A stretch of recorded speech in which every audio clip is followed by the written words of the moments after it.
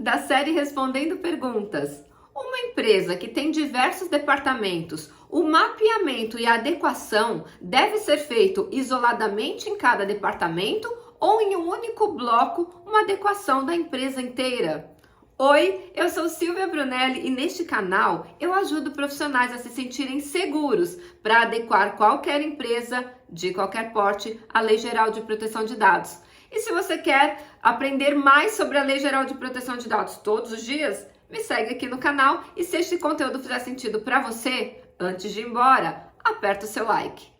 Ora, será que dá para fazer uma adequação de uma empresa com diversos departamentos isoladamente em cada departamento? Ou será que nós temos que fazer a adequação da empresa como um todo? Olha que pergunta interessante, eu nunca tinha pensado sobre isso. Mas é impossível fazer uma adequação por departamento e aqui eu vou te explicar por quê. O segundo passo de um processo de adequação é fazer um mapeamento.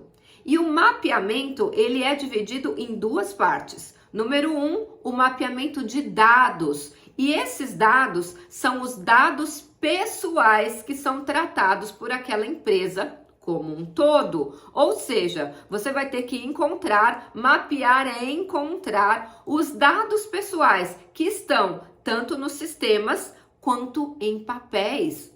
Papéis, Silvia? Sim, o artigo 1º da Lei Geral de Proteção de Dados, que também está no inciso 79 do artigo 5º da Constituição Federal, diz que a proteção de dados pessoais é inclusive nos meios digitais. Significa que, por padrão, é no papel. Então, na fase de mapeamento de dados, você vai ter que encontrar os dados pessoais não só nos sistemas, mas também nos papéis. Você vai ter que mexer no arquivo em papéis daquela empresa, fichas, papéis, controles, enfim, qualquer coisa que contenham dados pessoais estiverem em papéis, devem ser mapeados. Essa fase é a fase de mapeamento de dados. Só que a fase do mapeamento não acaba aí. Existe o mapeamento de processos. O que significa o mapeamento de processos? Sempre ligado a dados pessoais. Você vai mapear o fluxo daqueles dados dentro daquela empresa. Ou seja, aquele dado entra através da onde? Quais são as portas de entrada de coleta daquele dado?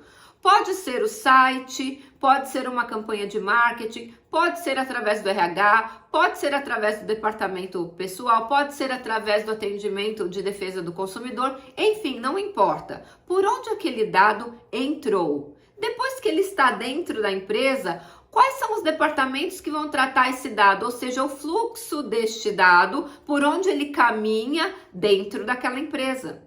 Portanto, se a gente tem que mapear, ou seja, encontrar o caminho, o fluxo, a vida útil daquele dado dentro da empresa como um todo, como é que eu faço isso? Isolando os departamentos e fazendo adequações individuais? Não tem como. Inclusive, eu nunca imaginei uma situação dessa, mas esse aluno trouxe essa pergunta e eu achei bem interessante, porque às vezes, na cabecinha de outras pessoas, também pode fazer sentido fazer uma adequação individual por departamento. Não tem como parar em pé. Por quê? Porque na fase de mapeamento de processos, você vai enxergar certinho o macro, ou seja, por onde o dado entrou e todos os departamentos que ele passou até o momento que ele vai ser eliminado ou não.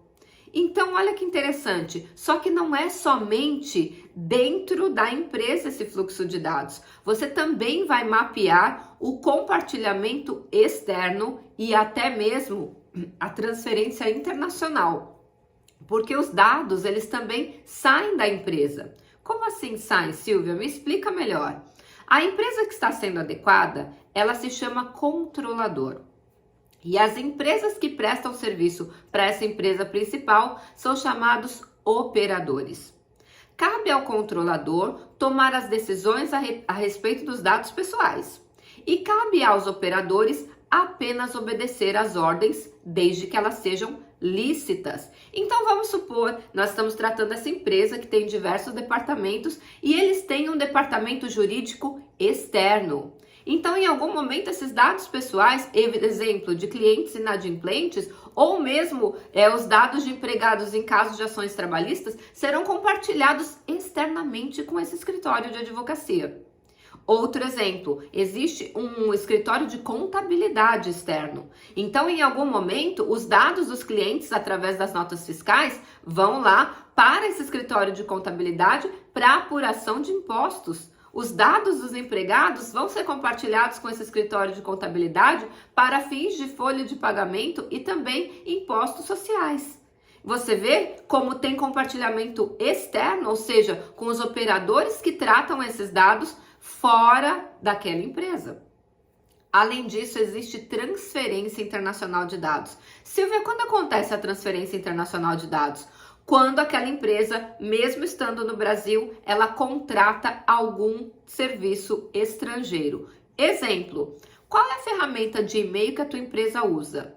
É o Gmail? Gmail é do grupo Google, é transferência internacional. Não, Silvia, aqui a gente não tem transferência internacional, fica tranquilo, aqui a gente tem todas as ferramentas nacionais. Mas vocês usam aquela ferramenta OneDrive, que é nativa do Windows, que é uma nuvem do próprio Windows? Ah, sim, alguns funcionários colocam lá os dados no Google Drive, sim. Aliás, no OneDrive, sim. Então, o OneDrive é a nuvem da Microsoft.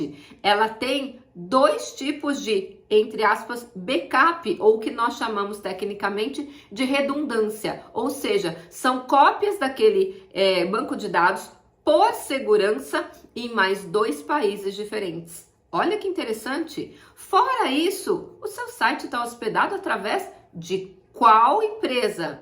HostGator? GoDaddy?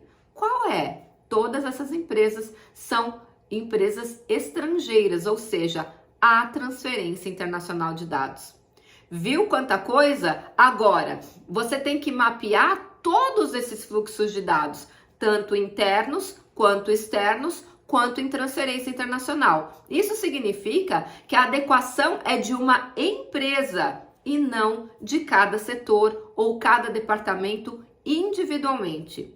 Agora, me conta aqui se você sabia dessas informações e se você também em algum momento teria cogitado a ideia de fazer uma adequação por departamento. Eu juro que eu nunca tinha pensado nisso. Conta aqui para mim se você conhecia essa informação ou também já teve essa dúvida. E antes de você ir embora, para você não perder nenhum conteúdo sobre a Lei Geral de Proteção de Dados, conteúdo inédito, porque aqui a LGPD é infinita. Antes de ir embora, deixa o seu like e ativa o sininho das notificações. E a gente se vê amanhã no próximo vídeo.